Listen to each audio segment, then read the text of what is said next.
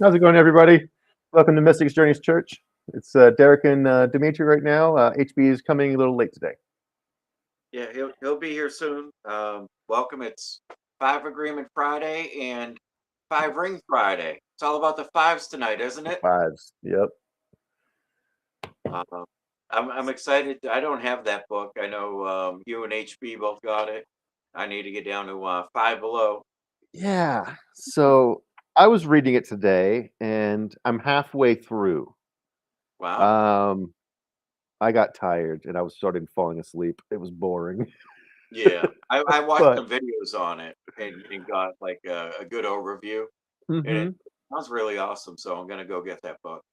so that's what I was doing. I was listening to the video while reading along in my book.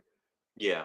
That video that HB shared for us to as like the complete book, that narrator tickles me. Uh, He really tickles me.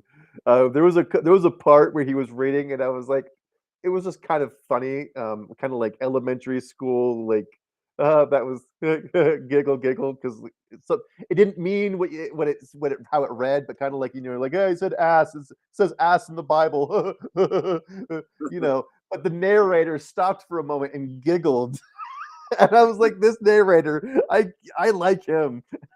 yeah. But yeah, how's it going, Mike Butterball? Oh, hey, Mike. Awesome Friday night. Hope you're doing well. Yeah, we got a holiday weekend, a long weekend. Is it holiday weekend? Yeah, What's the holiday? Memorial Day. Oh, I am just out of it, dude. I am out of it. Oh my gosh. So I was like, Yeah, today's the first day of summer for my kids. It's like her last day of school, and I'm like, all right, finally a little bit of like freedom throughout the summer. Just I don't have to take her to and from school. It means I can just have a little bit more leniency when I need to be places. oh, But nice. yeah, that's I'm so out of it. When it comes to like holidays and dates and things, I'm just trying to keep track of like yesterday was microscopy club, and this week Sunday I've got the event in Fort Collins. Uh Man, it's just constantly going from one thing to the next, but I love it. This is what I love doing. This is a super busy travel weekend, so be safe out there. I seen Mm, they were saying that tomorrow is going to be super busy. Saturday is going to be way more traffic than you'll expect. So give yourself more time this weekend to get where you're going, so you get there safely and everything. Uh, Tomorrow I'm gonna sit right here and I'm gonna work on my presentation for Sunday. nice, nice. That's the Yeah. plan. I was out today and I was like usually early in the afternoon, on the weekdays and stuff. It's not even Fridays, it's not so bad. But today I was like, man, yeah, there is a lot of people out, and then on the news, yeah, they were saying it's gonna be worse tomorrow and Sunday. And a lot of people are out there and they're drinking and driving, unfortunately. Oh So you yeah. be The careful of cops that. are out already. I noticed. The cops are definitely out already. Yeah, yeah, they started a big campaign down South Carolina, looking for people distracted and on their phones. Mhm. 100 cops they have on the stretch of highway. So yeah, they're really out there in force. You got to be careful. Yeah, gotta be careful. Just be smart. Don't be stupid. Yeah, yeah. Yeah. How's it going, Oreo? Glad you're here. Oh, hey, Oreo. Yeah. So I have it marked off where HB had left off on the five agreements. Okay. So I could start reading that, and then HB he is running a little late, and we know he's going to be here soon, probably any minute now. Yeah. And but I can get this kicked off, and then we'll get into the five rings and have a five for Friday. Yeah, exactly. Yeah. So we'll go with every mind is a world. The second agreement. Don't take anything personally. That is a tough one for Hmm. me and for most people. I know. This guy. Um, when we are born, there are no symbols in our mind. We have a brain and we have eyes, and our brain is already capturing images that come from light. We start perceiving light. We become familiar with light, and the reaction of our brain is to light is an endless play of images in our imagination. in our mind. We are dreaming. From the Toltec point of view, our whole life is a dream because the brain is programmed to dream 24 hours a day. When the brain is awake, there is a material frame that makes us perceive things in a linear way. When the brain is asleep, there is no frame, and the dream has a tendency to change constantly. Even when the brain is awake, we have tendency to daydream, and the dream is constantly changing. The imagination is so powerful that it takes us to many places. We see things in our imagination that other people don't see. We hear things that other people don't hear, or maybe we don't, depending on the way we dream. Imagination gives movement to the images we see, but the images only exist in the mind, in the dream. Light, images, imagination, dreaming. You are dreaming right now, and this is something that you can easily verify. Perhaps you never notice that your mind is always dreaming, but if you use your imagination for just a moment, you will understand what I'm trying to explain to you. Imagine that you are looking into a mirror. Inside the mirror is a whole world of objects, but you know that what you see is just a reflection of what is real. It looks like it's real, it looks like the truth, but it's not real and it's not the truth. If you try to touch the objects inside the mirror, you only touch the surface of the mirror. What you see inside the mirror is just an image of reality, which means it's a virtual reality. It's a dream. And then it's the same kind of dream that humans dream with the brain awake. Why? Because what you possibly see inside the mirror is a copy of reality that you create with the capacity of your eyes and your brain. It's an image of the world that you construct within your mind, which means it's how your own mind perceives reality. What a dog sees in the mirror is how the dog's brain perceives reality. What an eagle sees in the mirror is how the eagle's brain perceives reality, and it's different from your own. Now imagine looking in your eyes instead of a mirror. Your eyes perceive light that is being reflected from millions of objects outside of your eyes. The sun sends light all around the world, and every object reflects light. Billions of rays of light come from everywhere, go inside your eyes, and project images of objects in your eyes. You think you are seeing all these objects, but the only thing you are really seeing is the light that's being reflected. Everything you perceive is a reflection of what is real, just like the reflections in a mirror, except for one important difference. Behind the mirror, there is nothing, but behind your eyes is a brain that tries to make sense of everything. Your brain is interpreting everything you perceive according to the meaning you give every symbol, according to the structure of your language, according to all of the knowledge that was programmed in your mind. Everything you perceive is filtered through your entire belief system. And the result of interpreting everything you perceive by using everything you believe is your own personal dream. This is how you create an entire virtual reality in your mind. Perhaps you can see how easily it is for humans to distort what we perceive. Light produces a perfect image of what is real, but we distort the image by creating a story with all those symbols and opinions that we learn. We dream about it with our imagination.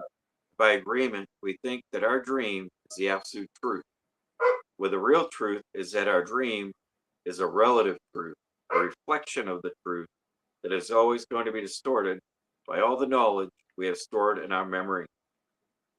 Many masters have said that every mind is a world. That's true. The world we think we see outside of is actually inside of us. It's just images in our imagination. It's a dream. We are dreaming constantly, and this has been known for centuries. Not only in Mexico by the Toltec, but in Greece and Rome and India and Egypt, people all over the world have said life is a dream. The question is, are we aware of it? I can keep going, or we can stop there. Can we go a little more? Or, If you want to go a little more, you can. I like this where this is going. That's good stuff. yeah, you know that when I he was like talking about behind the eyes, what we see, that reminded me of the Wild West movie. Have you seen that with Will Smith? the When they giant robot spider. Yeah. you know, and they can see the last thing that that person's seeing before he died, and I mean that sounds like what this is talking about. You know, is a reflection of that stored memory. You know, Hmm. I know And it's a crazy, silly movie, but I like how this relates to the Book of Five Rings in a way. The mirror is another way. The way that the Book of Five Rings describes it is it's basically the void. And yeah, as long as you don't, it's like an empty space that you get to do with what you want. And as long as you're not letting other people define it for you, you get to define it and you get to see the big picture and stuff like yeah. that. But yeah, anyway, go ahead, All please. right. When we aren't aware that our mind is always dreaming, it's easy to blame everyone and everything inside of us for all the distortions in our personal dream, for anything that makes us suffer in life. When we become aware that we are living in a dream that we artists are creating, we take a big step in our own evolution because now we can take responsibility for our creation. To realize that our mind is always dreaming gives us key to the changing our dream if we're not enjoying it. Who is dreaming the story of your life? You are. If you don't like your life, if you don't like what you believe about yourself, you are the only one who can change it. Mhm. It's your world. It's your dream. If you're enjoying your dream, that's wonderful. Then continue to enjoy each and every moment. If your dream is a nightmare, if there's drama and suffering and you're not enjoying your creation, then you can change it. I'm Yeah. sure you are aware there are millions of books in this world written by millions of dreamers with different points of view. The story of you is interesting as many of those books. And it's even more interesting because your story continues to change. The way you dream when you are 10 years old is completely different from the way you dream when you're 15 or when you're 20 or 30 or 40 or the way you dream now. The story you're dreaming today is not the same story that you were dreaming yesterday or even half an hour ago. Every time you talk about your story, it changes depending on who you're telling the story, who you're telling the story to, depending on your physical and emotional state at the time, depending on your beliefs at the time. Even if you try to tell the same story, your story is always changing. At a certain point, you find out that it's nothing but a story. It isn't reality. It isn't virtual reality. It's just nothing but a dream. And it's a shared dream because all humans are dreaming at the same time.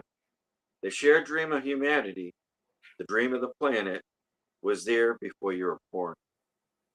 And this is how you learn to create your own art, the story of you.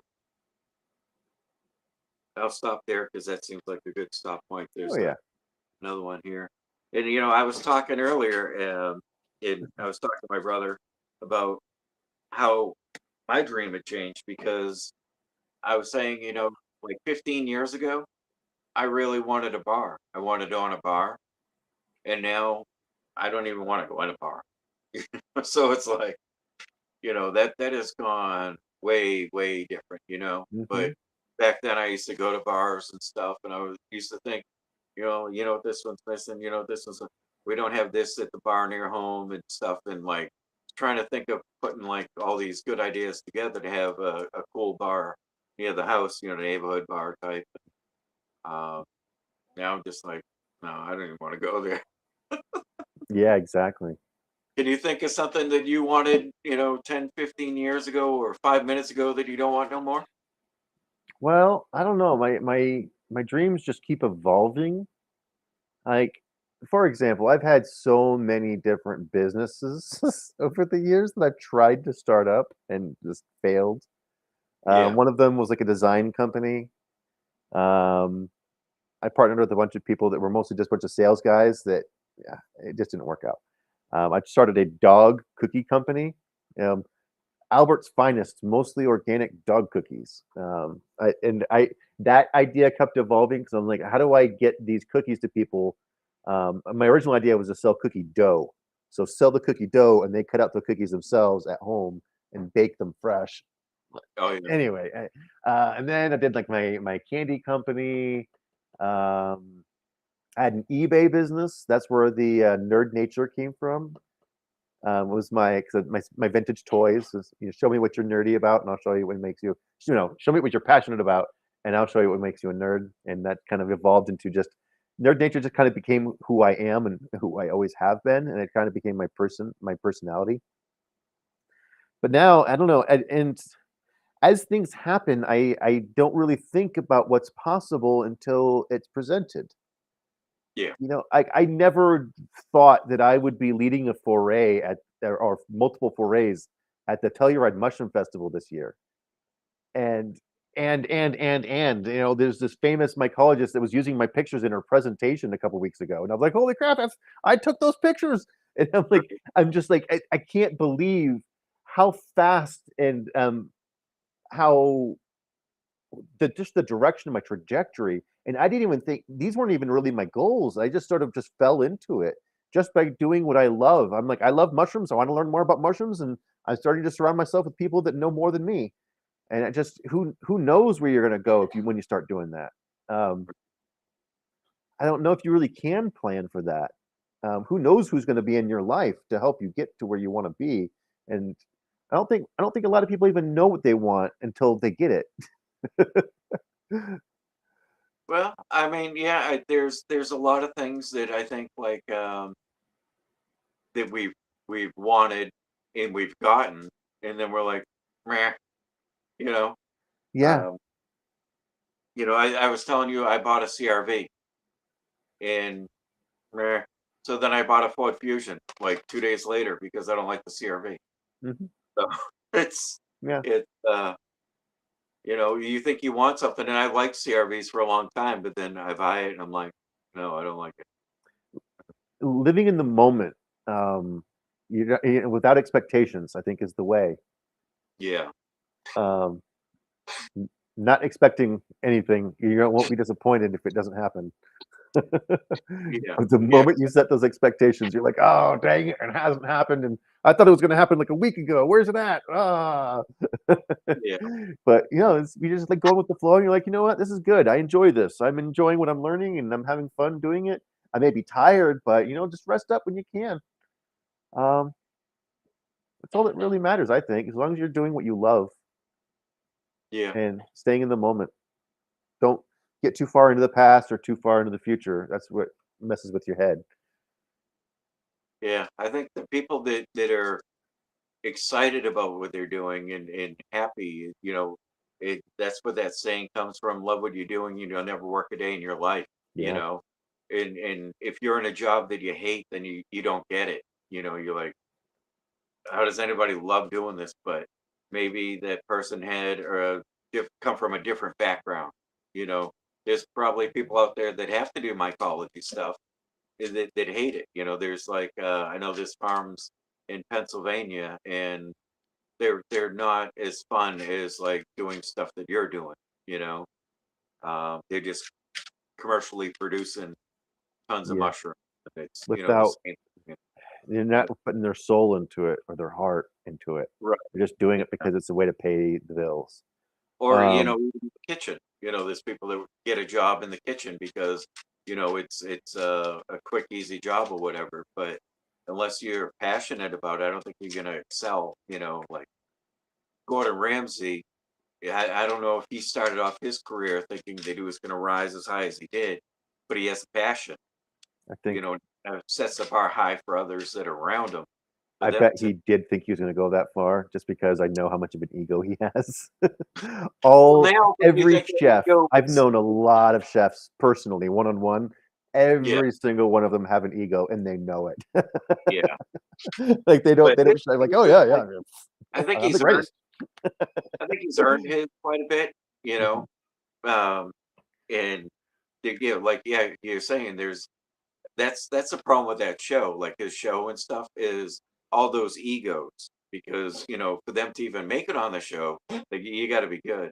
If you're in one of them cooking shows or cooking for him or whatever, like you already got to be good. So there's some ego involved there. Mm, Otherwise you probably wouldn't even be on there. true. But um, I It think doesn't I even, think he's a good chef. yeah, yeah, absolutely. And he's a Good. good, he seems like a good person too. Yeah, outside the show, yeah, yeah, yeah, And that goes a long way for me. yeah. This reminds me of a conversation I was having with Ed Lubo yesterday. He was like, because I'm like, dude, I want to volunteer as a Denver Botanic Gardens. I want to work with you. I want to learn from you. And he was like, dude, most people don't last a month.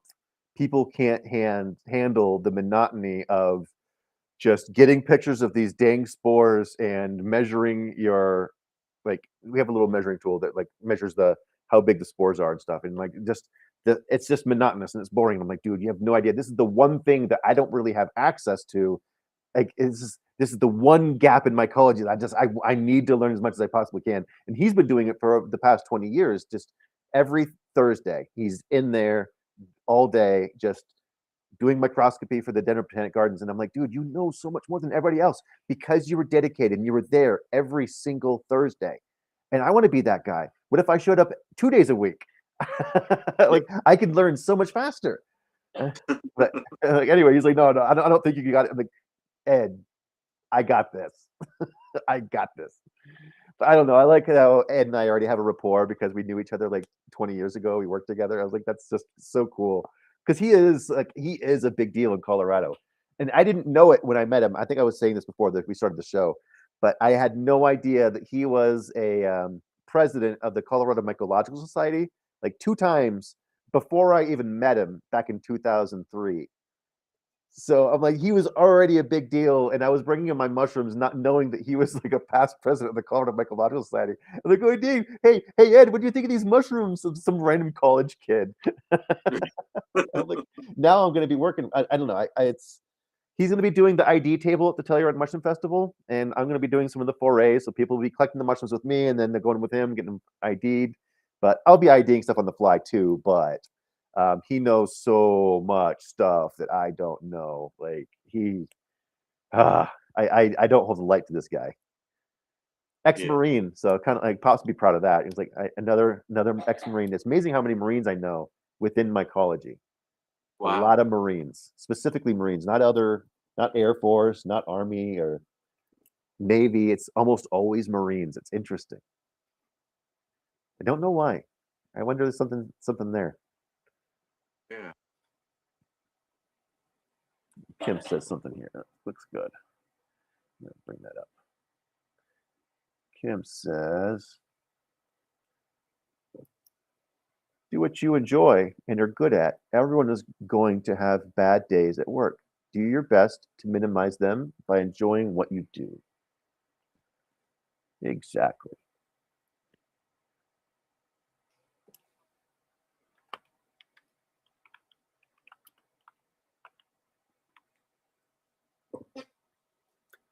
Well, And then, hmm? I worked at Sprint. That was not a fun job to go into when I worked in the call center. I Mhm. worked in the call center there for a while, and that was a lot of calls of people upset about their service, and Yeah.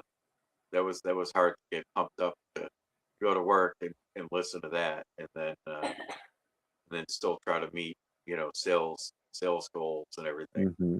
Um, the selling was the fun part, but the customer satisfaction was, was difficult. So I used to work at Appliance Factory Outlet. Um, I helped them redesign their logo. I designed their websites and bunch of stuff. But before I was helping them with their graphics and with their marketing department, I was in administrative. So I was working directly underneath the CEO. And basically, when people had problems with their appliances, it didn't go back to the sales guys, it came to me.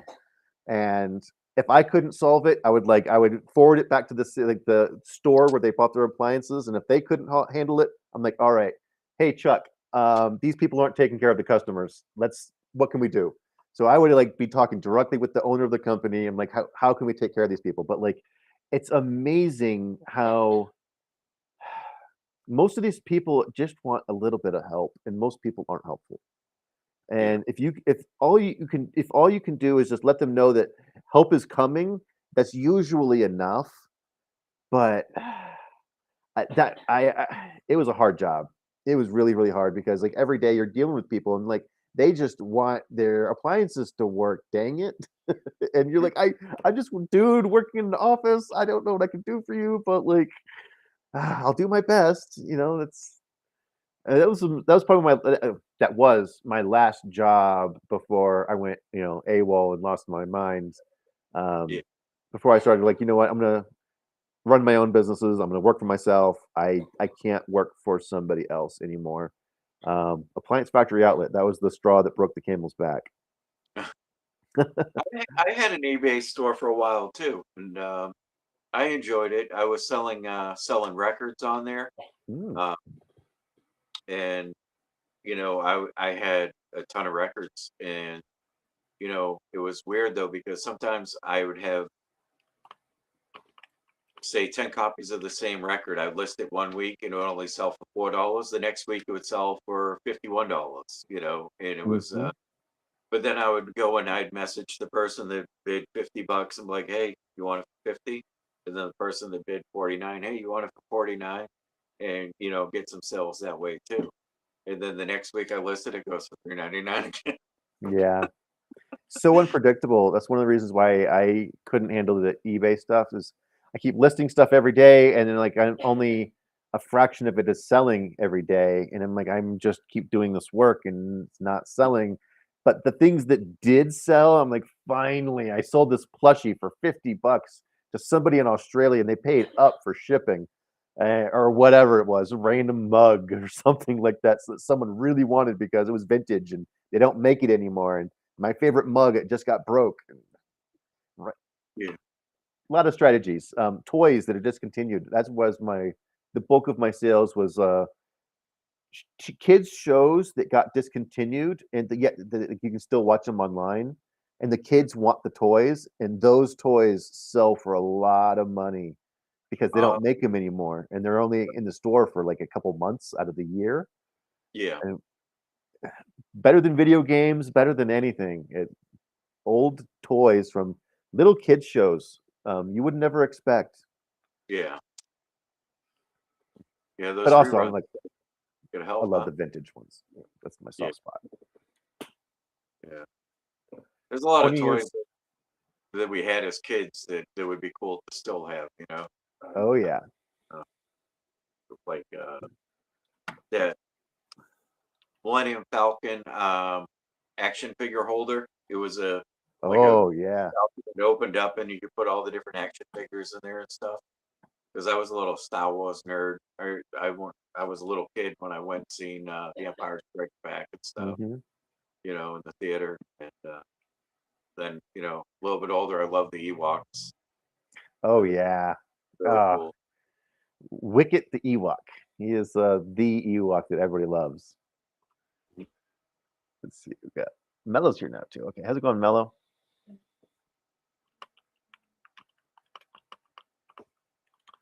Yeah, man. Anything Honestly, that's like 20 years or older, I just got a super duper soft spot for it.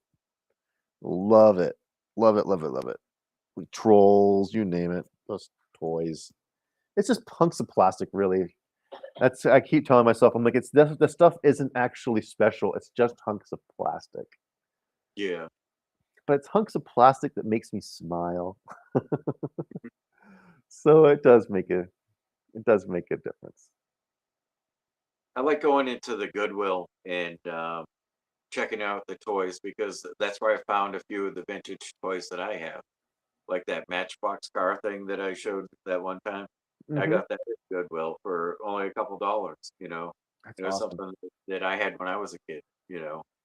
And that Thomas the Tank Engine. That was only a couple dollars at Goodwill. So it was Heck like, yeah. you find some cool stuff back there, and you might feel like a goofball buying it. But I mean, I have grandkids, and I've had a lot of toys here that my grandchildren have left with, and I'm just like, yeah, they'll play with it, they'll enjoy it. So have at it. I really did enjoy going to thrift stores and going to the grab bag section. Like go to back to the toys where they have just the bags of just random toys. I don't want to sort it, just throw it in a bag and put a $4 price tag on it. They And haven't done that at mine. That's awesome. oh yeah, like ARC thrift stores around here tend to do that.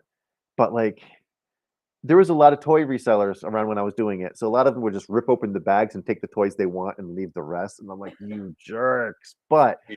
I knew so much about these toys that I could just know one toy in the bag and I'm like, that's gonna pay for the bag like times 10. Like that's a nice toy right there. Like, ooh, an Iron Giant. Heck yeah, you're going home with me. Things like that. Yeah, all sorts of Yeah. fun stuff. But I used to yeah, have one of the cool the Transformers, the uh, and then the other one, the Autobots. Were the Autobots or yeah, uh, Autobots in the yeah, Transformers. but they weren't as cool. Not they weren't the Transformer ones. They were like kind of the offbeat ones. They weren't You're as cool as thinking, Transformers. all right, so the Autobots were the bad guys when the Transformers. That's right. Yeah. Uh, I'm looking it up. I forget what it's called. Oh,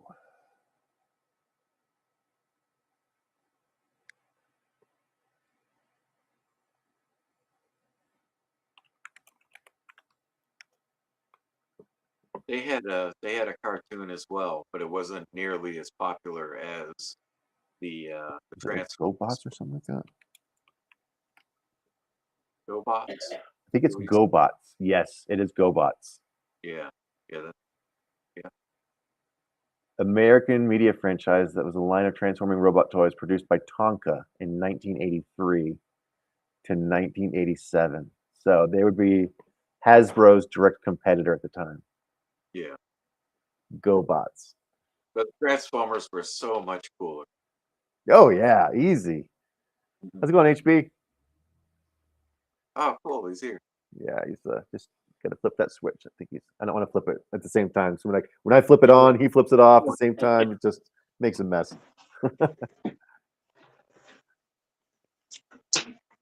So what's up? How's it going, dude?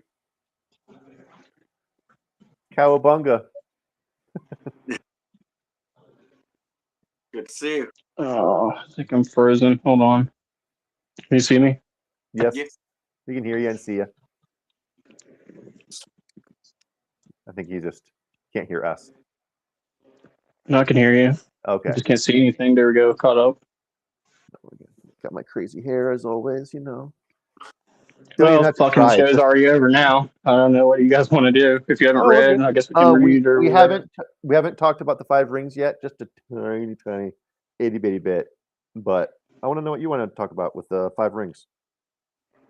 Did you do the reading today? Derek read the 5 agreements. Yeah, Cool. we read till page.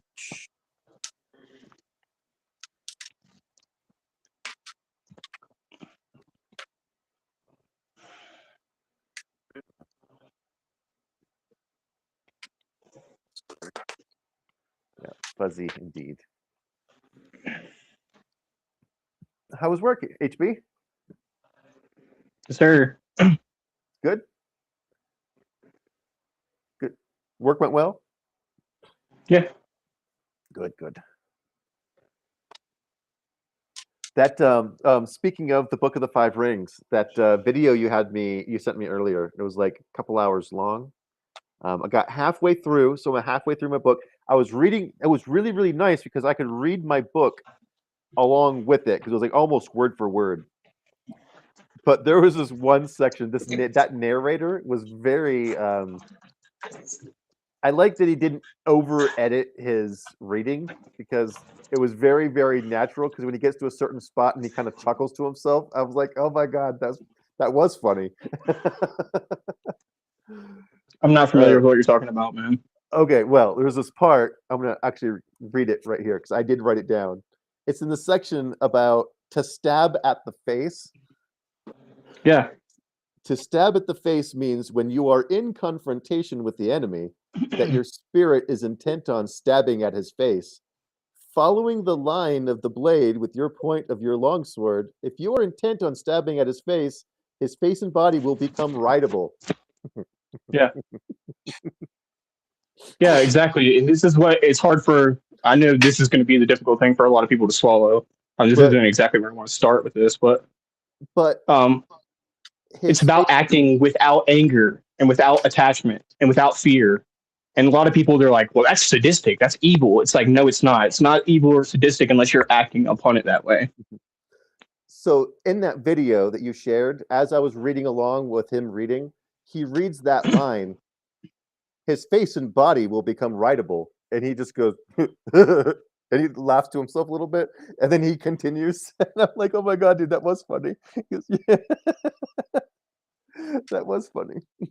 Yeah, but this is why a lot of people have a hard time accepting the Book of the Five Rings. There's a lot of similarities of the Book of Five Rings and Taoism and Buddhism. It's all tied in together. 100%. So it's hard for a lot of people to swallow because it involves murder and killing people. But Miyamoto Musashi, he's the one who's been there and done it. So it's somebody that we should listen to, someone who's actually walked that path to see what they have to offer for us. Even if that's not the path that we choose, this is what we try to, There was another section that I did find enlightening, not just funny. That was the part where he talks about this is the way for men who want to learn my strategy. So it's like this 9 different strategies that he covers. It's kind of like the 9 agreements, but it's like his version of the agreements. Right. Yeah, 100%. Like, do not think dishonestly is number 1. Number 2, the way is in training. Good stuff. Number 3, become acquainted with every art. I like that he said acquainted, not master every art. Know the ways of all professions. Again, know the ways. Don't master every profession. You don't spread yourself too thin. Like kind of like what you were saying, like how you and I were talking about the other day. Distinguish between gain and loss in worldly matters. 6, develop intuitive judgment and understanding for everything. Like I agree. Number 7, perceive those things which cannot be seen. Be imaginative. 8, pay attention even to trifles. And 9, do nothing which is of no use. And I think that last one's really important. Stop wasting time. But yeah, I thought that was good stuff. I'm only halfway through. And then there is 21 set of rules. Accept everything just the way it is. Do not seek pleasure for its own sake. Do not under any circumstances depend on a partial feeling. Think lightly of yourself and deeply of the world. Be detached from your desire your whole life long. Do not regret what you have done. Never be jealous. Never let yourself be saddened by separation. Resentment and compliant are appropriate neither for oneself nor others. Nor complaint, I think.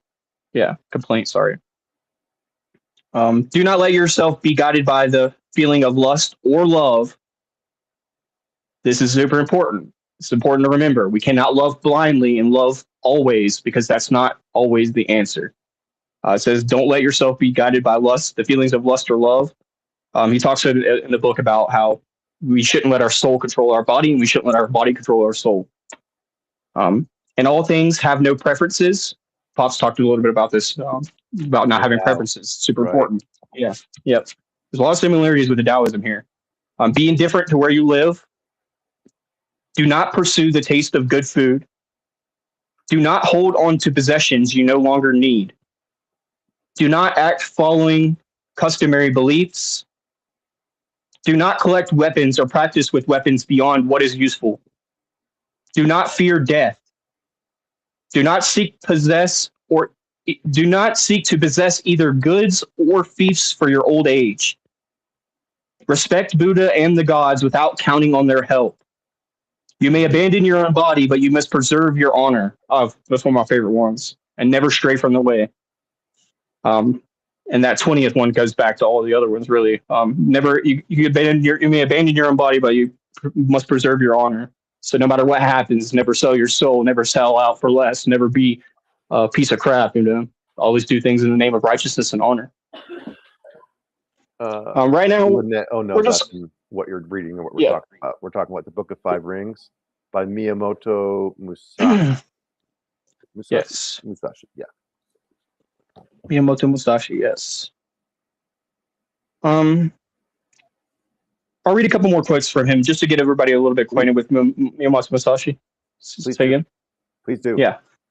There's nothing outside of yourself that can ever enable you to get better, stronger, richer, quicker, or smarter. Everything is within. Everything exists. Seek nothing outside of yourself. We talked about this with Diogenes, with Alexander the Great, how he told him to stand out of his light whenever he asked him when he could get him. He was already fully enlightened. He had everything he needed. Think lightly of yourself and deeply of the world. It's a lesson on being humble and getting rid of the ego. You must understand that there is more than one path to the top of the mountain. Do nothing that is of no use. The ultimate aim of martial arts is not having to use them. If you wish to control others, you must first control yourself. You can only fight the way you practice. From one thing, know 10,000 things. Today is victory over yourself of yesterday. Tomorrow is victory over lesser men. It is difficult to understand the universe if you only study one planet. Perceive that which cannot be seen with the eye. Go beyond love and grief. Exist for the good of man. Do not regret what you have done. If you know the way broadly, you will see it in everything. It's one of his famous quotes. All men are the same except for their belief in their own selves, regardless of what others may think of them. Just a couple of them. To know 10,000 things, know one well. To know one thing, know 10,000 things well. It's kind of the whole philosophy. There's a couple other ones. It's better to be a warrior in the garden than a gardener in the war is one of his famous quotes that we've actually read on the show.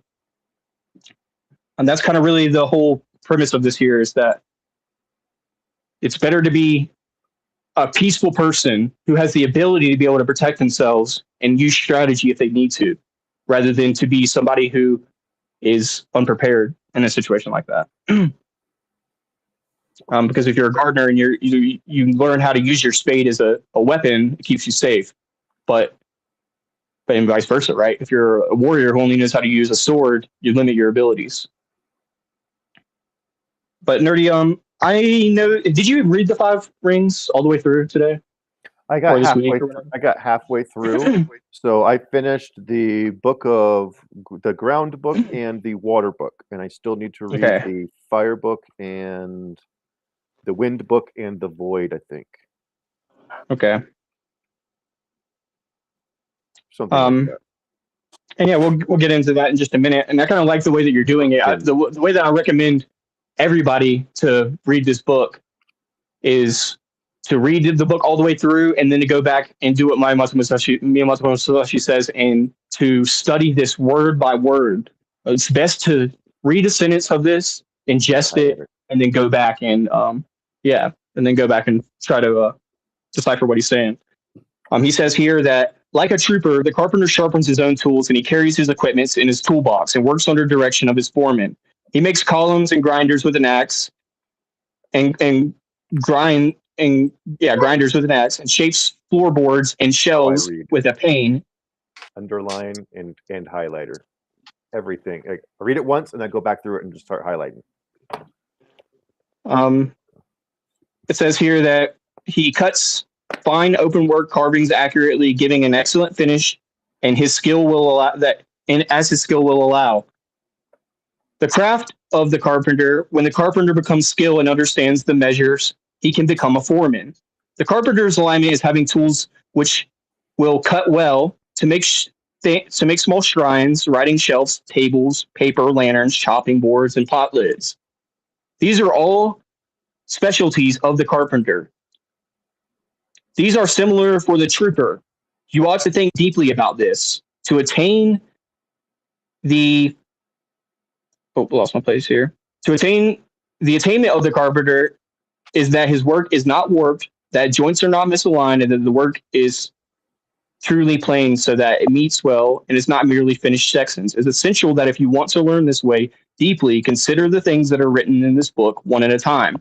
You must do sufficient research, which basically is what he's talking about, is like actually knowing your craft, knowing how to build something from the scratch with the tools that you have and make it look right and professional. But again, to reiterate what he's saying here is that in the spirit of the Ninten Ichi school of strategy based on water, what Nerdy was talking about, and this water book explains the message of victory as a long sword from the Ichi school. Language does not extend to explaining the way in detail, but it can be grasped intuitively. Study this book. Read a word and then ponder upon it. If you interpret the meaning loosely, you will mistake the way. The principles of strategy are written down here in terms of single combat, but you must think broadly so that you can attain an understanding for 10,000 aside battles. Strategy is different from other things in that if you make a mistake, that if you mistake the way, even a little, you will become bewildered and fall into bad ways. We talk about this with the Eightfold Path with Buddhism. If you merely read this book, you will not reach the way of strategy. Absorb the things written in the book. Do not just read, memorize, or imitate, but so that you realize the principle from within your own heart. Study hard to absorb these things into your body. So this is just a preference to people to really understand what Miyamoto Musashi is saying here. And if you want to take this, you have to really look at it and analyze it, kind of like what we do with those 4 agreements. All right, I know we're running way over time here. We're just going to do a little bit of an overview. I'm going to talk a little bit about Miyamoto Musashi, and then we'll go back and break it down a little bit. All right. Who was Miyamoto Musashi?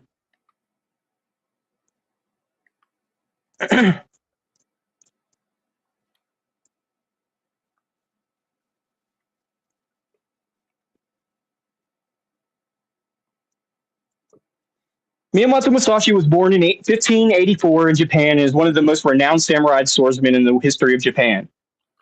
His life, which crossed the late Sengoku and early Edo periods, which was marked by significant historical and cultural changes in Japan. From a young age, Musashi was immersed in martial arts and the way of the warrior, initially learning under his father, Shinmin Musashi, Sinmin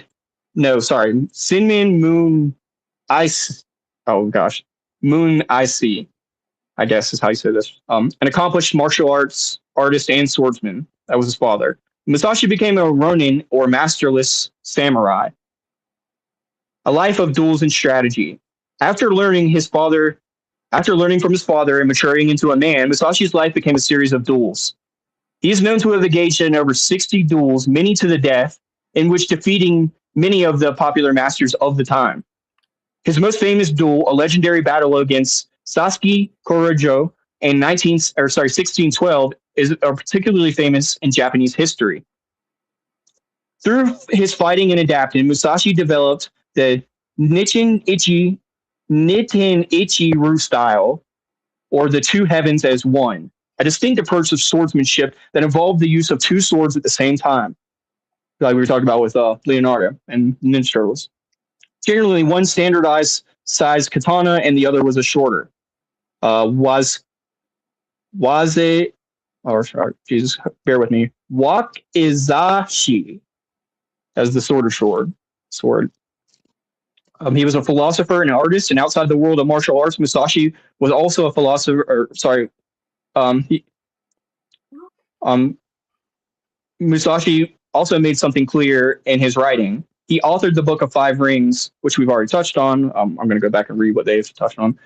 And unsurprisingly for the time, he was also proficient in calligraphy and painting and displayed the deep interconnection between martial arts and artistic disciplines in Japanese culture, such as now you guys probably know that boxers, to be a great boxer, you have to learn how to dance, learn how to cook, learn how to paint.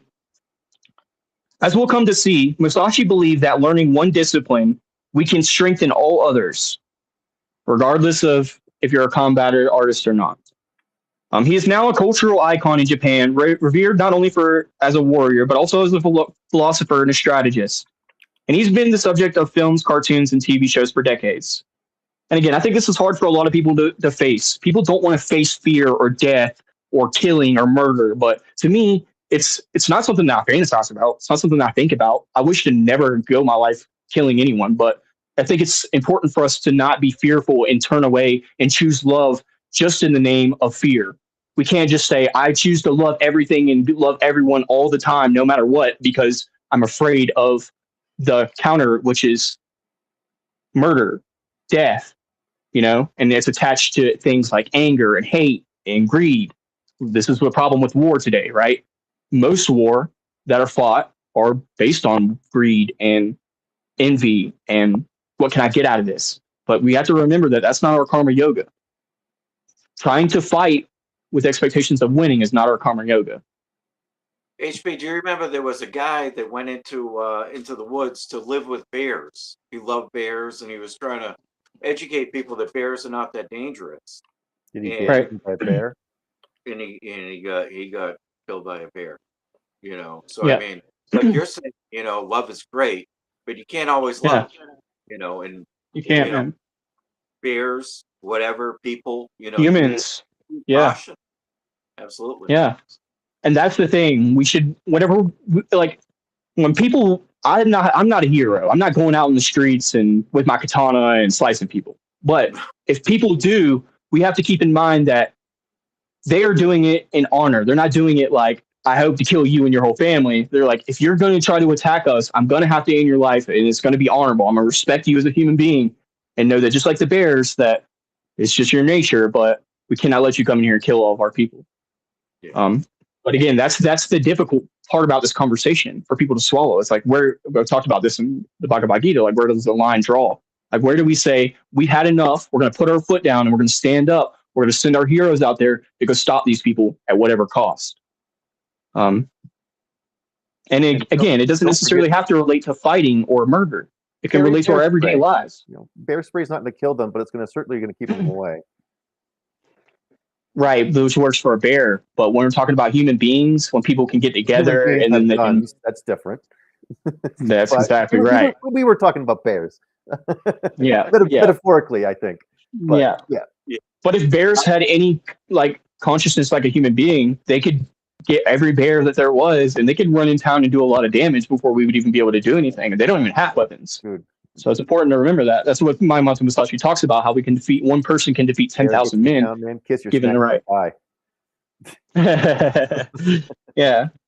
But yeah, this is what it says right here. This means that you can Miyamoto Musashi's book on the Five Rings is more than just a treatise on martial strategy and sword fighting. It can be a guide that can be applied to many areas of your life. This means that you can take the lessons from the book and weave them in neatly into your day-to-day routines, if we choose to face it and look at it and learn from it. First, before we can implement anything, we need a clearer understanding of some of the core principles. We've already discussed how they are relevant to different areas of life, from personal growth to professional work, rather. Understanding Musashi's philosophy, the way of walking alone. There's three different ways here. So it's the way of walking alone, the rhythm of timing, and adapting to circumstances. The way of walking alone. Musashi explains the importance of self-reliance and independent thought. In your life, this might mean trusting your own judgment and not being swayed by the opinions of others when making important decisions. It can also mean not putting too much importance on getting other people to like you. Approval can often be sought at the expense of oneself. Rhythm and timing. Just as in swordplay, timing is a crucial theme in life. Musashi's principles of understanding the rhythm in any situation can be applied to recognize and seize opportunities, whether in a career advancement or personal relationships. This can also be applied to how we interact with people or how we notice timing of the human body, physically, emotionally, mentally. Adapting to circumstances. Musashi's description of adaptability in combat can be used as a metaphor for flexibility in life. It's about being open to change and ready to modify plans or strategies in response to life's unpredictable nature. Where can we apply this? We can apply this in the workplace. We can apply this in our personal development and our relationships. In our workplace, Musashi preached on teaching on strategies. These teachings can be groundwork for leadership and decision making in business contexts. He emphasizes on understanding the environment, adapting tactics, and working and leading with conviction can be mirrored in effective management styles. Our personal development. The disciplined life of a samurai shown by Musashi can inspire us to develop more self-disciplined focus in our personal lives. Jared touched about this on an episode a couple days ago. Whether it's pursuing fitness goals, academic achievements, or artistic endeavors, Musashi's dedication to the way can be applied to all areas of life.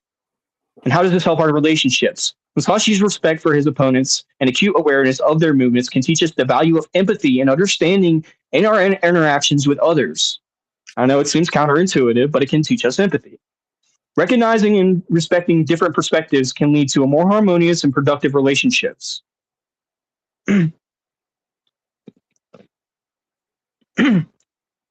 Okay.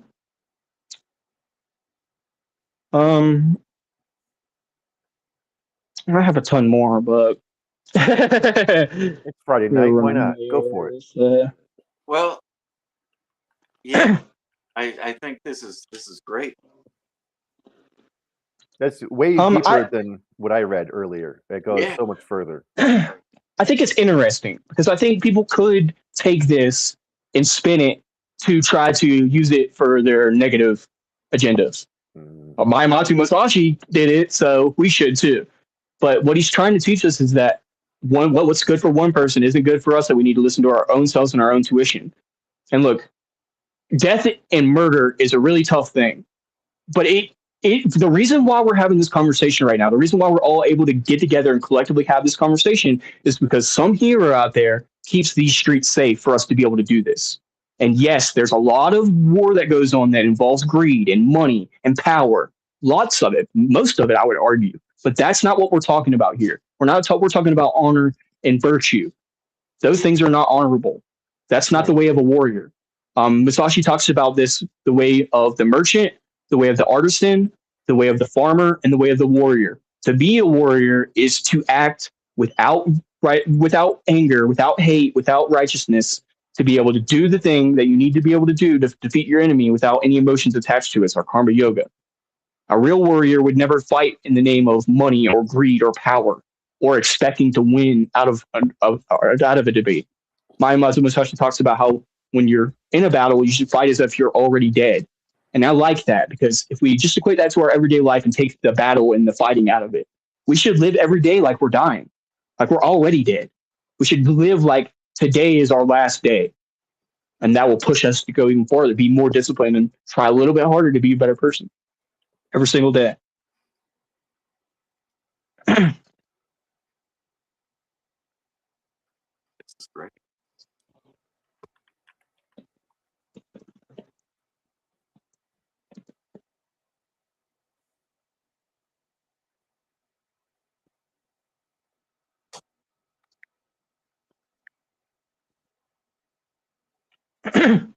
Hold on 1 second. I'm pulling something up here.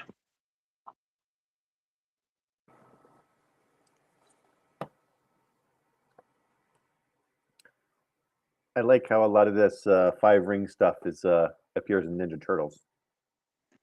Yeah.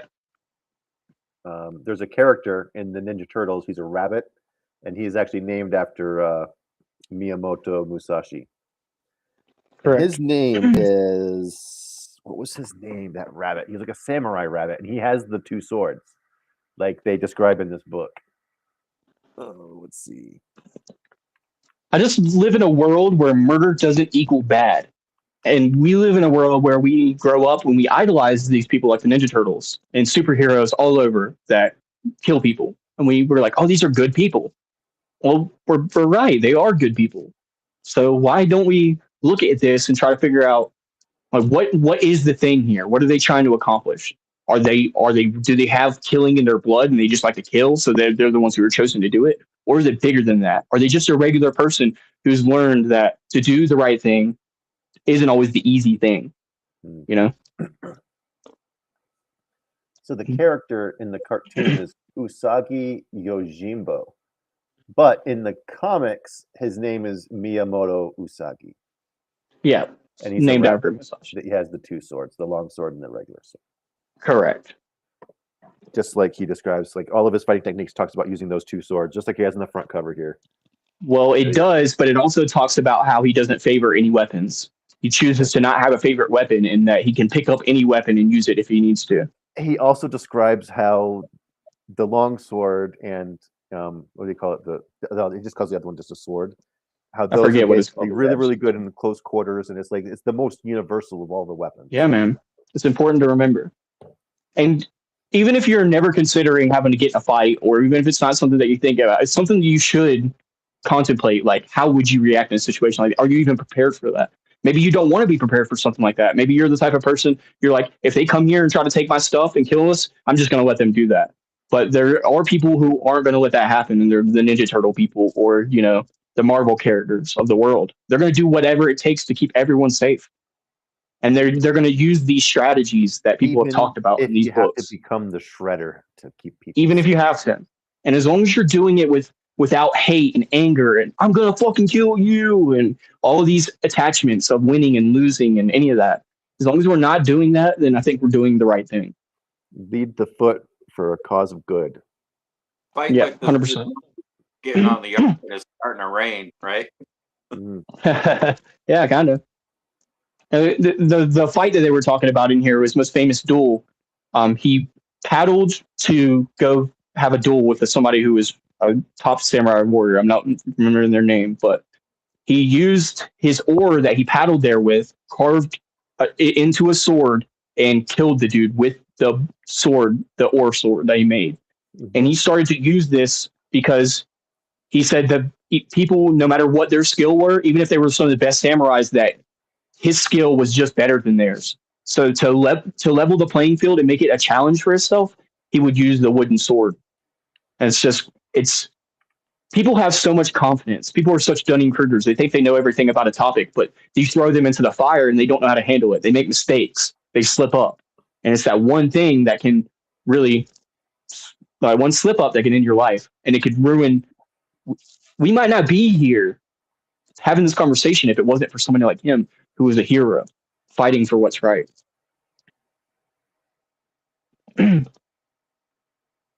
Yep, it's the idea of the gardener in the war, 100%. I love that, Pops. That's so awesome. Yep. It's better to be a warrior in the garden than a gardener in the war, for sure. You would rather have that knowledge of how do I defeat somebody if they come in here and try to hurt me? And how do I do it without letting my emotions sway my body, my spirit? And how do I do it without letting my spirit sway my body? That's important. And I think that I've talked about this on the show. If you ask me, HB, do you think that love is the answer? I would go, yeah, I think that love is the answer. It is. Most of the time, right? Mostly. But I don't think that love is always the answer. Does that mean that I think that hate's the answer? No, it doesn't. But it means that I don't think we should just love blindly. We shouldn't look at that bear and go, well, you know, we need to save the bears. The bears are just doing their thing. Because if that's the case, yeah.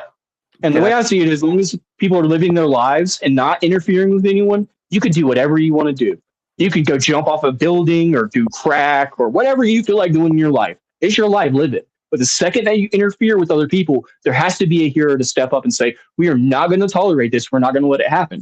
And I think that, sadly, we live in a world where there's too much empathy. It's just too much acceptance and too much letting people go by and do what they're going to do and push us around. And we're not standing up for ourselves, metaphorically or physically. I wouldn't necessarily call it empathy. Too many people are just like, you know what? It's okay. It's fine. Well, no, it's not. It's not okay. It's not fine. We got to do something about this. Yeah. And maybe you're right. Maybe it's not empathy. On the flip side, though, there's a lot of people that don't mind their own business. Like, when I was a kid, I was just a little kid, and I would sit on the seat in front of my dad's lap and drive the car. And that was kind of just a fun thing. Yeah. It was like an illusion, me driving, whatever. But could you imagine today if you were going down the road and you seen a kid? There would be people with their phones out, taking pictures, calling the police, just totally freaking out, and possibly getting that dad in trouble. They're just trying to have a core memory with this kid, Right.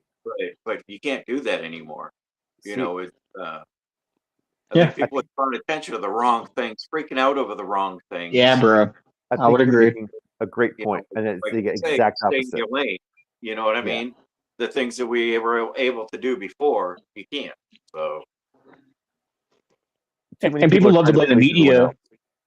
Yeah. And people Yeah. love to blame the media for shoving that stuff in our face, but really we're the ones looking at it. We choose to look at it.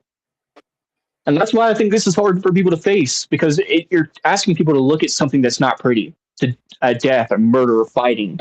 It's not pretty. It's not fun. It's not great. Pay attention even to the trifles. That's the number 8 of his. The way of men who want to learn his strategy. Yeah. Pay attention even to the trifles. Everything matters, even though nothing matters. But yeah, it's just choose your battles wisely. I just want to finish up because there's so much to get into here in the Book of Five Rings, and like he talked about, we have to swallow this in little tiny pieces to be able to really ingest what he's saying and to look at it from every single angle. And there's probably angles that we're all going to be able to look at individually that the other person's not going to be able to see. But just to finish up on this, I want to talk about the 4 skills of mastery. In his masterpiece, The Book of Five Rings, legendary swordsman Miyamoto Musashi outlines the 4 paths of life: the farmer, the artisan, the merchant, and the warrior. You fall into one of these categories, whether you realize it or not, at least. You probably fall into the multiple of these categories, more than likely. That's what I was thinking was earlier today. It's okay, Bathrobe. We're going to delete your comment. We don't take it personally, though, but yeah, whatever your opinion is, buddy. Okay, bro. The farmer, the artisan, the merchant, and the warrior. He believed that the true mastery of strategy in life requires understanding the essence, tools, and discipline of all these professions. Minamoto Musashi used the 4 architects to break down the skills required for holistic mastery. The farmer. The farmer learns to live in harmony with the natural world. This reminds me of nerdy. Musashi noted that they observed the passing of the seasons, seeing spring through autumn by carefully watching the changing in the environment, something I do as well. This translates to a strategist learning to read the room, understanding natural cycles, and having patience. The artisan specifically a carpenter in Musashi's writing, is a proficient with their tools and acts accordingly to deliberate plans. The artisan teaches the importance of precision, measurement, and laying solid foundations before acting. He talks a little bit about how a great carpenter will use the woods that have branches and knots in them for things like trim and around doors and stuff like that, because it's not very good for structural wood, but use the hardy, sturdy pieces for structure. And you can use the bigger pieces that have knots for places that are hidden, that you're not going to see them, but they're still structurally strong. So he talks about all this. The merchant. The merchant is driven by pursuit of value and profit. For Musashi, the merchant mentality embodies resourcefulness, understanding the market, and knowing how to exchange goods effectively. It represents sharp tactical thinking and identifying opportunities. I can see a little bit of myself in this, for sure. And then last but not least, the warrior or samurai carries the weapons of their way. The warrior's path requires resolute discipline and overcoming fear and fully mastering both the physical and mental sides of their discipline, which I think is something that every single human can benefit from more often, because we're so susceptible to our emotions of anger to be like, oh, I'm angry, I'm going to act like a monkey and just smack you because it's just acting on my emotion rather than thinking about, is this worth it? Is my life in danger? Should I be acting this way? Musashi himself lived out these four ways throughout his life. And beyond his legendary status as an invincible warrior, he was a deeply proficient as an artisan, creating celebrated sumi ink paintings, calligraphy, and designing gardens in towns. By understanding the traits of all these professions, he taught that anyone could unlock a comprehensive strategic mind that goes far beyond combat. It's looking at things from a broad perspective. Mm-hmm. The jack of all trades is the master of none, but oftentimes better than the master of one. And It's something really I've take been. that to heart. I studied this for 10 years, give or take. And I try to wrap my head around it every couple months about how, being to be the best boxer, you would think logically, or maybe I would assume that people would think, to be the best boxer, you have to dedicate your whole life to it. You have to eat, sleep, and breathe it. But that's not true because it narrows us. It blinds us from things that we could benefit from, such as the Four Agreements or things in Taoism or things in Christianity that we talk about all the time. You take these different things and, what might be Christianity for somebody is their katana, might be a bow staff for me for Taoism. I prefer Taoism, but that doesn't mean that I don't use Christianity because it's a tool. It's a tool in my toolbox that I would be missing out if I didn't have. That I may only use it once in my life. I may never use that tool, but it's better to have it and not need it than need it and not have it. Mm-hmm. I appreciate it. I see we got a couple new people in here. Cheers, you guys. Thank you for joining us. Tonight, before we wrap it up, I'd like to do a giveaway. I had talked about it one night and we totally dropped the ball. I dropped the ball. I forgot to do the giveaway before we ended, but I have 5 Big Devil XXL seeds, and I'll do a giveaway on those. Did I just completely space that you did a giveaway the other day, and I just didn't remember? When was this? I don't remember. It was last Friday. I think it was last Friday. I said, "Oh, I'm going to do a giveaway," and then we ended the show with no giveaway. So I totally okay. But tonight's the night, so I'm glad everyone's here. We're human. Cheers. Point. So yeah. I haven't been reading the comments. I appreciate you guys, but yeah, if this is the topic that interests you guys, just let us know in the comments, and we'll try to touch on this a little bit deeper, and maybe we'll walk through it a little bit, and then we'll read the book. Mm-hmm. I have an article. That's what I was going to finish reading today, but we just don't have enough time. But it's a whole article that breaks down the overview of the Book of the Five Rings, and then we can start reading it if you guys like. It's not a very long reading. I think it's like a 2-hour reading straight. So we'll just break it up in little chunks. One thing is I do have the Teenage Mutant Ninja Turtles from 1990 ready to go and downloaded. Do you guys want to save that for Monday? And you want to talk about Ninja Turtles on Monday? Yeah, we can do that. We have like an actual Ninja Turtles oriented show on Monday. And we can do that. Watch the Turtles that night. Okay. I think that'd be fun. Sweet, we can do that. That Turtles therapist guy has really been, he is good. I like that guy a lot. I'll play that again here in just a minute. Derek, what did you want to do for your question? My question's really easy. I was just going to ask, what is the intro time? Nerdy knows the answer. Mm-hmm. I'm looking at it. If anyone knows the intro time, you can check these seeds out. They're on Dutch Seed Shop site. That's a picture of one of the buds. It's $60.99 for 5 seeds, and you get them if you answer the question right tonight. They're Jack Herer crossed with Rudolus, 70% indica. 30% indica, 70% sativa. So they're hybrids, and they're really good. Flowering time is 49 to 56 days. Growing difficulty is easy. So if you don't have a green thumb, these should be pretty forgiving. I really like about auto flowering seeds is, you just keep them fed. If you're growing them inside, keep the lights on 24/7.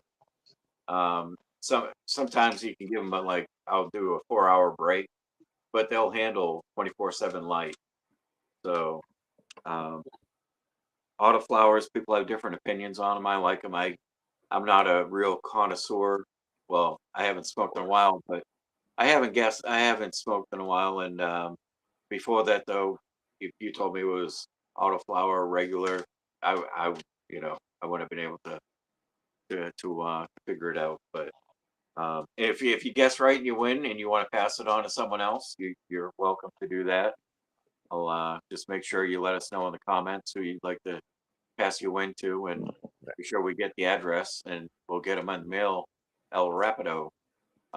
There's not going to be mail Monday because it's a holiday. There's going to be no tea on Monday. I spaced that. So it's Man. World Tuesday. So anyone that wins, you got to get us your address over the weekend. Mhm. Yeah, you'll be lacking tea on Monday. So if you want, hang out with us Monday night, and then afterward we're gonna watch the Ninja Turtles. Ninja Turtles. Sweet. We're gonna talk turtle talk, right? Am I turtly enough for the Turtle Club? I guess just to finish up my final. Go ahead. I was just saying that's one of my favorite scenes on that movie is him showing up at the party with the turtle costume because What was the question again, Derek? I don't know. Oh, how long is the intro to this? Oh, cool.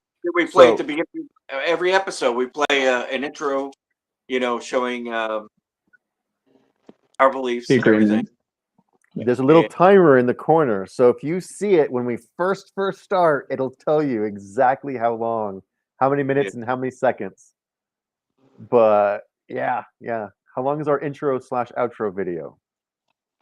I'm not plugging, just but wanna- if you win and you want to check out the seeds, you can go on DutchSeedShop.com and learn more about them. And also, there's different growth sites that you can see other people's grows.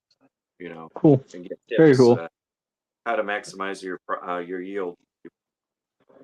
Ooh, so close. So close, Sammy. Sam is holding it in. You are dancing all around it, man. Go up a little. Go up a little. He's gonna start spamming 137. Kim's got. I think that's closer. I think she's off by like a second or two, if I remember No, correctly. Dropped Maybe I'm by wrong. 2 minutes and some seconds. But yeah, I want to just preface this last little bit about this whole Maya Masashi thing and where my mind sets with it. When I was younger, I would watch things like Ninja Turtles, and I would think to myself, I'm like, wow, like what is going on in their head that they can be able to kill someone, but yet they're a good person? How could they justify the two? And as I got older and I started doing psychedelics, I started to lean into love is the answer, and love and compassion is always the answer. And we should always choose love and compassion. But then I thought to myself, I'm like, what is the point of having love and compassion if we love and compassion ourselves and to the point where the enemy walks onto our front door and takes what we have because we're just going to let them do it because we're not going to choose violence? Don't be a And what doormat. happened, 100%, that was what my problem was. First, when I was younger, I was a doormat. I let people walk all over me and treat me how I wanted. And then I started to step up and fight back. But I was doing it out of rage and anger and hate. So I was afraid. I turned away from it because I was afraid that just a normal interaction with somebody on the street, whenever they say, go fuck yourself, I would get angry enough to go over there and fight them, and they would die or I would die over something that's stupid and mundane and dumb. Because I was afraid of my own emotions, I chose love. You see what I'm saying? What I you wasn't looking choosing at? love. Yeah. I wasn't choosing love out of it being the right answer. I was choosing love out of I was afraid of what happened if I accepted my hate.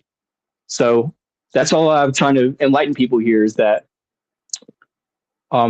these people that are heroes, the reason why they're able to kill and still be good people is because they're doing it without attachment. They're doing it in the name of righteousness, Yeah, they're of not- God, like of Not doing the it, divine. they're not doing it because someone called them a name on Facebook. So Mhm. then they have to settle that beef on the streets. That is so ridiculous. But I've seen Yep. so many things on the news and stuff, and that's what's happening. These kids, they get taking things personally, right? Someone talks shit and disses them or whatever, and disrespects them. They get upset. and Then they turn all their friends against them. Now there's a big whole brawl between these people and those people, and it creates the division. Yep, 100%, man. Yeah, Cheers, and cheers. so- Thanks so for joining. up So from ridiculous. 240. I'm doing when I'm pointing up or down. I'm basically saying higher or lower as I pull the number up. The closest person was Sammy Sam, right? P, and Sam? he was still just a little bit too low. I'll help you guys get close. He was so close, though. The issue lies in the third party, other people's opinions of the story. You are representing, or sorry, you are. Oh my gosh, I can't read it. The other Mellow options of this. Go ahead, Derek. Prince had talked about the chemtrails, and that was like decades ago. He was saying, people are fighting and getting upset and everything else, and he was blaming the chemtrails like 30 years ago. I watched the video on that, him having an interview saying that, and it's just kind of wild. Like, and then some things are conspiracies, but then there's some sites that are saying, yeah, that's legit, and they're actually doing that. Just like Yeah. like the cloud seeding, they say, oh, they're not making it rain. Well, they can, and they have been since Vietnam. So, I mean, I think there's some truth to some of these conspiracy theories, but Prince was a legend. He was really ahead of his time, and that was a big loss when he had left. Do not take my meekness for weakness. Yeah, I always say that. Don't take my kindness for weakness. I feel like people do that a lot because especially me, I'm trying to like go on a road to a path of enlightenment. So I don't let my feelings and emotions show very often. And I think if people take that for granted, 100%, they see it as weakness. Oh, he's going to let me do whatever because he's choosing love and kindness.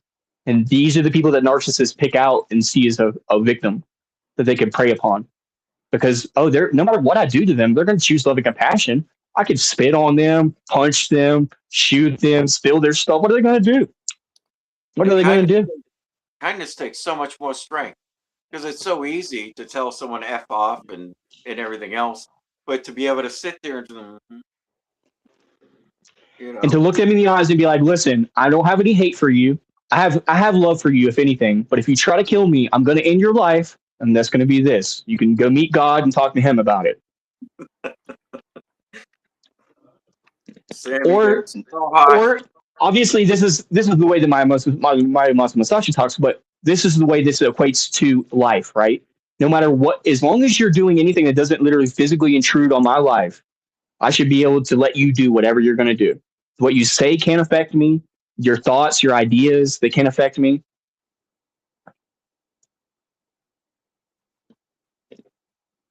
Close. Getting closer.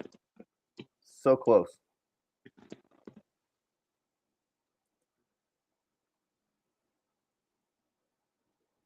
Your actions affect others is the main reason I won't share my opinions often. Yeah. Oh, before it gets too late, did you have a mushroom you wanted to show me, HB? Yeah, I did. Now that I'm thinking about it, I'm curious what you had picked out. Okay.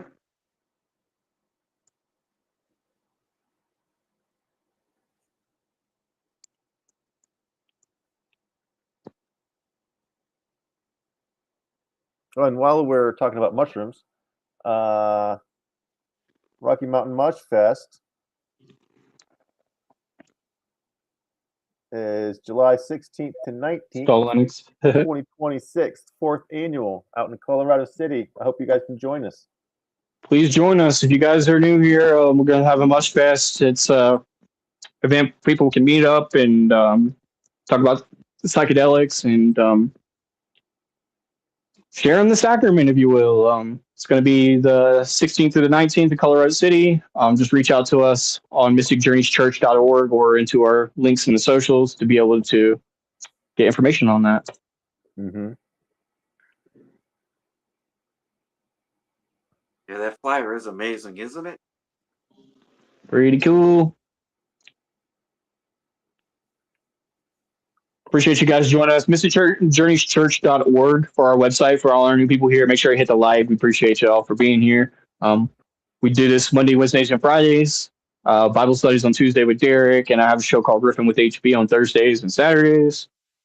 So yeah, appreciate y'all. Nerdy, this is your mushroom right here, buddy. Oh. That looks like a bicolored bolete. What's that called? A bicolored bolete. Am I pulling it up right here at the bottom? I am. I'm actually showing you. No, is that Lanmoa? Is that the one where you eat it and you see little people? Yeah. Yeah. So that's So this is this- Lanmoa asiatica? Lanmoa yeah. asiatica. Land. Yeah.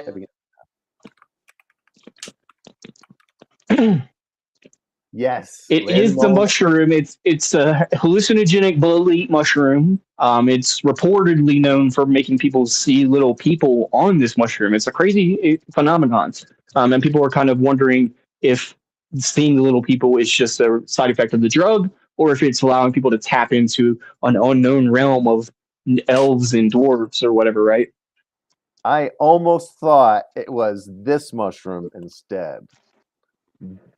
Biorangia bicolor, which is another which bolete. is it looks right, just like that one, but it grows in the United just, States and it's not psychedelic. And it tends to blue, but it's not psychedelic. So this is a bolete mushrooms, a species of bolete mushroom, red in color. It's a type of hallucinogenic bolete mushroom and is notable for causing Lilliputian hallucinations or little people hallucinations when eaten raw. Yeah. The effects are being studied by Colin Dominer of Brian Dentiger, and their work towards identifying its active constitutes as of late 2025. So they're still studying it to figure out what it is and how it works. I'm going to share the actual name of the mushroom that HB shared here in the chat, so you guys can copy and paste, and you can look it up yourselves. This is a really cool mushroom. I love this one. My favorite group of mushrooms is probably Boletaceae, which is the entire order. So it goes like, keep zooming out from species to order to family, go all the way up to order, and it has like the Psilocybe, it has boletes, it has correct Biorangia, and a bunch of different types of boletes, but they're all boletes because they're in that order of Boletaceae. But a lot of them don't look like boletes. Some of them are puffballs, some of them are false chanterelles, some of them have gills. Okay. But yeah, I love this whole group because they're so cool and wacky, and apparently they're psychedelic too. Like, which isn't really so surprising to me that a mushroom would be psychedelic. Right. Exactly. Right. Well, that's my point. Is that that's not surprising to me. Is that a mushroom would develop something psychedelic to be able to prevent bugs or mold or whatever from forming on it. But what's interesting is, why haven't they discovered what that chemical is? Right. That's the cool thing about this. It says here that studies it's not psilocybe, or it's not any of those. Chemical and genomic analysis have shown that the mushroom does not contain any known psychoactive compounds such as psilocybin or muscimol, or the active ingredients in magic mushrooms or amanitas. It's likely that there remains an unknown hallucinogenic compound yet to be discovered in the species. Chemical analysis of the mushroom has identified numerous compounds, and their pharmacological activity has been studied. But as of yet, none of them have been linked to the reported psychoactive effects, which I find hard to believe. You'd think they'd be able to pinpoint. I practiced my fifth on it. Everyone's seeing the same thing, little people. Mm-hmm. That's incredible to me. Yeah. That is so crazy. Like, we have different experiences, but for everyone to eat one particular mushroom and have the same experience is crazy. Yes. And I would be willing to try it as long as I knew, like, if they could isolate the chemical and then figure out like if it's harmful or not, I would be willing to try it. But people have reports of seeing gnomes and jesters and things like this on psychedelic mushrooms anyway. But to your point, it's like it's very differs. Not all people see that. So it would be I would be down to try it, to be honest with you, as an experiment. Where do they grow? That's what I was going to look. Asia. That's where the name comes from. Asia. In China. Yeah. Yeah. Okay. I see now. Because we have so many boletes that look like that, makes me wonder if we actually might have it here. People just don't ever eat it because, like, oh yeah, it's just another one of those That's why we got to Biorangia, get DNA sequencing. whatever this thing Yeah. is called. That's why. Okay, even me going out into the woods in Colorado, I'm finding new stuff that we don't know. I'm at the Denver Botanic Gardens, and they're like, as far as we know, we have like hundreds and hundreds of these species, and we all thought that it was this Russula, but it turns out that doesn't even exist in this state. It turns out that this whole new Russula that we're having to give it a whole new name to, because we have DNA sequencing now. Well, so your argument is that maybe there's a different type of bolete here that has these psychedelic compounds, but I argue Both. what if or so what if only like what if this species of mushroom, some of them have it and some of them don't have it? Is that a possible thing, do you think? that is a possibility. So, for example, Paniola cinctillus, from mushroom to mushroom, they vary widely in potency in the wild mushrooms. And there's indicators, like depending on how much it's bruising and things like that, will be how potent it is. But I think there's enough room within mycology. Here's a good example. That Krugomphus conocytiensis, that one I found, that was like, I was the first person to find it here in Colorado. It's from Mexico. It's from like central Mexico in the mountain region. So why is it here? These these spores, they travel throughout the atmosphere. So we could have the spores here, and as soon as it finds a good location and it gets a good hold where there isn't other competitors that are trying to, beat it out. But yeah, I think it's possible that we could either have a completely different species that has the same effects, or we might have the exact same species. Mike Barabal got it. Congratulations, Mike. Cheers, congratulations. Go. It was all over it. It was all over. 41. I thought Kim was, right. he was all over it. Good job. Congratulations. So reach out to Derek for your prize. What was you said you had a website? Yeah, if you want to check out the seeds, it's DutchSeedShop.com. And the seeds are Devil XXL Autoflower. And I'll be sending 5 of those. And that's really great because I believe Mike had mentioned one night that he was interested in start growing. So these will help you along. Good stuff. That reminds me, speaking of cannabis, you know how I have those 3 documents that are like the handouts for mushrooms? They're explaining how mushrooms are important for religious purposes and stuff. I would like to do one on cannabis in Christianity. Yes, be really cool. Because there is these altars where they actually had hashish resin on them, and the inner sanctum of the temple, it was like the holy of the holies, where like that's where you go to talk to God and stuff. And I'm like, they had hashish resin on the altars. I was like, that's really, really interesting. Very interesting. And I could bring in that book that the same place where this art came from. The burning bush in the art, it looks like a cannabis bush. So it's the one to God. Interesting. Correct. Interesting. It's the one piece of advice from Maya Musashi's book that I debate in my head whether it's right or wrong.